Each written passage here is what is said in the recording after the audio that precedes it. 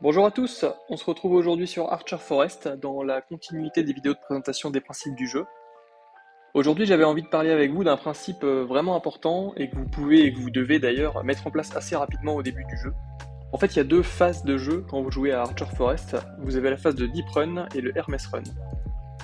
Alors qu'est-ce que ça veut dire? Si vous avez déjà échangé un peu avec les communautés du jeu en ligne, vous l'avez forcément déjà entendu. On va commencer par expliquer les Hermes Run, qui est la première chose que vous pouvez mettre en place, sous réserve d'avoir un peu de chance, mais on va y revenir. Si vous n'avez pas encore adopté cette méthode de jeu, ça va vraiment changer votre vie et booster énormément votre niveau de flèche. Cette run, elle permet de générer plus de flèches, obtenir des diamants et beaucoup de tokens pour les events. Pour faire cette run, il existe un pet plutôt très intéressant, puisqu'il triple la vitesse du jeu pendant un certain nombre de waves en fonction de son niveau. Ce pet, c'est Hermès. Au niveau 1, il triple la vitesse du jeu quand vous êtes entre la vague 1 et 20, et ça augmente de 10 vagues à chaque fois qu'il monte d'un niveau. Le mien est niveau 14, ça veut dire que jusqu'à la wave 150, le jeu est triplé. Et quand je dis que ça triple la vitesse du jeu, je parle de tout le jeu. Même la vitesse de production et la fusion des flèches est triplée. En parallèle, vous êtes sûrement déjà tombé dessus, il existe cette option qui permet de définir un niveau auquel le jeu va automatiquement vous faire rebirth et vous faire recommencer le niveau à zéro. Vous avez compris où je veux en venir, on va paramétrer cette option par rapport au niveau de notre Hermès, ce qui va nous permettre de faire tourner le jeu en x3 à l'infini.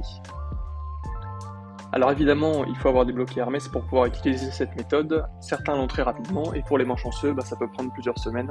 Dites-moi en commentaire à quel niveau vous avez eu votre Hermès. Une fois que le pet est débloqué, vous configurez le rebirth automatique au niveau de vague maximum de votre Hermès, -3. Pourquoi -3? Parce que toutes les 5 waves, vous avez un mini-boss qui donne des diamants, et la distribution de diamants par le jeu est vraiment longue. Du coup, si on ne joue pas avec les valeurs d'Hermès, on perd des diamants. Je m'explique.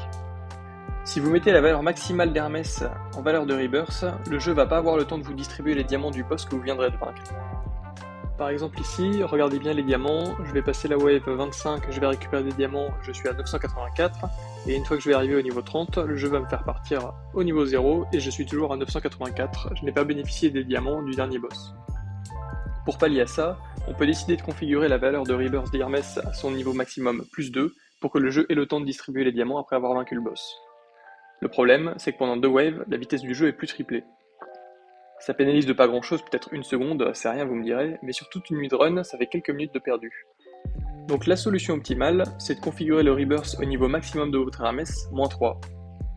De cette manière, le jeu a le temps de distribuer le diamant du mini-boss 5 niveaux avant le niveau maximum de votre Hermès, et dès que le diamant est distribué, le rebirth intervient. Exemple avec mon Hermès, wave 145 je bats le boss, wave 146 je reçois le diamant, wave 147 je rebirth.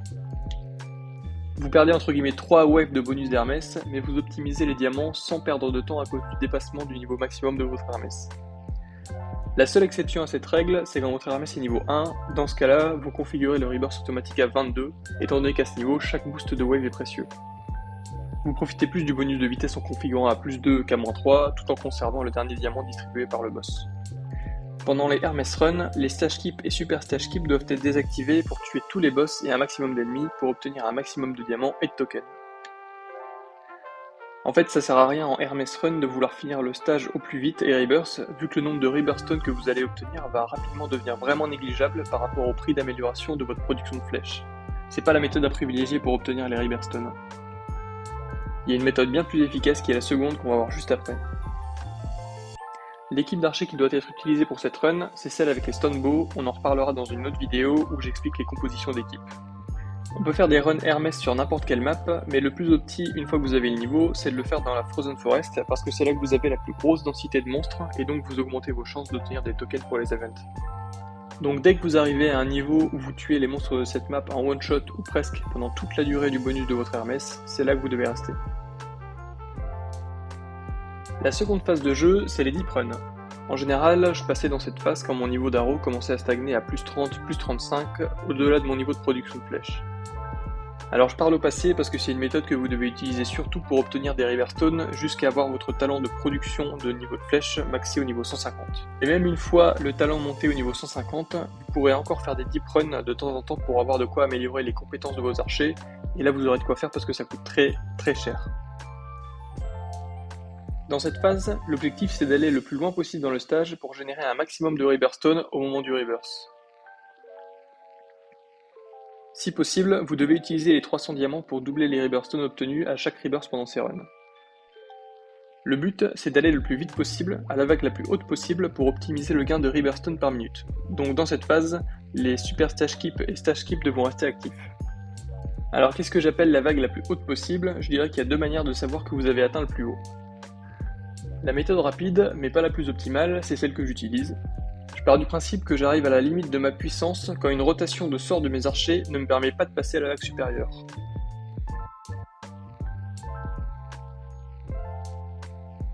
Quand j'arrive à cette vague, je paramètre le rebirth automatique à ce niveau et je laisse ensuite le jeu tourner.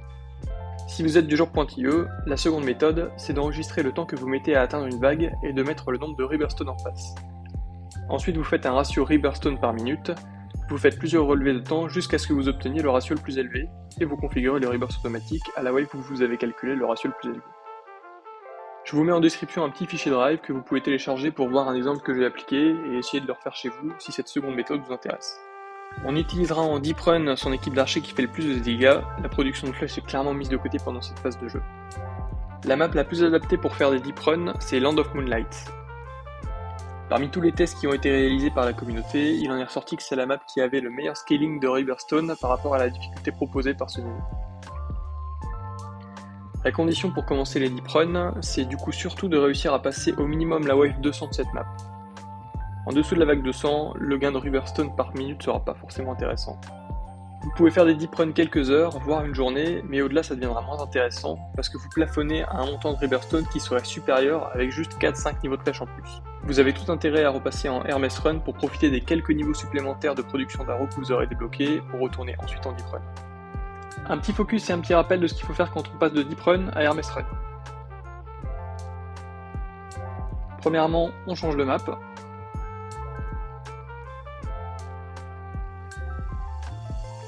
On décoche l'option pour doubler les Riverstone en utilisant les diamants. On désactive les stash keep et super stash keep. Et on change sa composition d'archer. On n'oublie pas non plus de reconfigurer le rebirth automatique à la wave à laquelle ça correspond à notre Hermès. Voilà tout pour le Deep Run et le Hermès Run.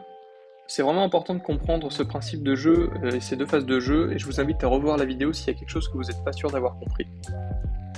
La prochaine vidéo, comme je l'ai dit, ce sera certainement les compos d'archers à utiliser dans les différents modes de jeu, donc ça viendra vraiment en complément de celle-ci. N'hésitez pas à me dire en commentaire s'il y a des choses dont vous voulez que je parle également, j'ai encore plein de choses à dire, mais si vous avez des questions en priorité, faites-le moi savoir. En attendant, je vous souhaite une bonne journée et à très vite.